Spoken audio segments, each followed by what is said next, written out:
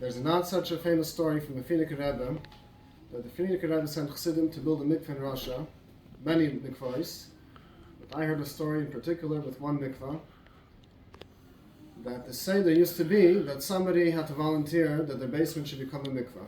So to find such a person was very, very difficult. Next thing, you had to go and dig. But you couldn't just dispose of all the dirt. You had to take one bag out in such a discreet way so nobody should be able to figure out that something's happening in this basement. So they would take a bag, one person would leave the house at night and would take out one bag, and the avodah, the work, took many, many months.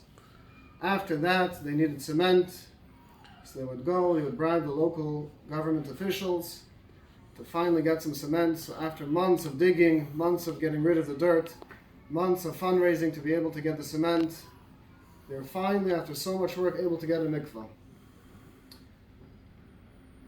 Then the question is, who's going to use this mikvah? Already many Yidden, Rahman al-Islam, were not using mikvahs at the time. So they had to go, the Chassidim had to go and to convince Yidden to see, maybe, can you use the mikvah, can you not use the mikvah? And even that was a challenge, because nobody's allowed to know. It has to be in complete secrecy.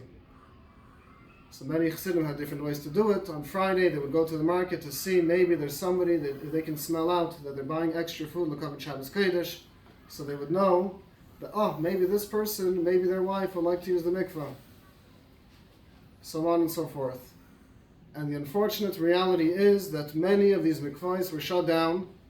The owner of the home in which the mikvah was built was either sent to Siberia or, Rahman al-Islam, was no longer alive, and anyone who was caught by any involvement with the mikvah had a similar faith.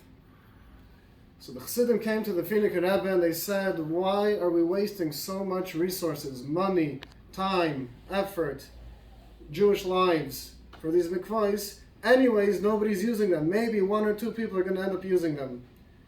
The Finniker Rebbe answered, and listen to this. If you knew the tainug, that the Eibishter has when a Jewish lady uses the mikvah, you would have never asked such a shayla to begin with.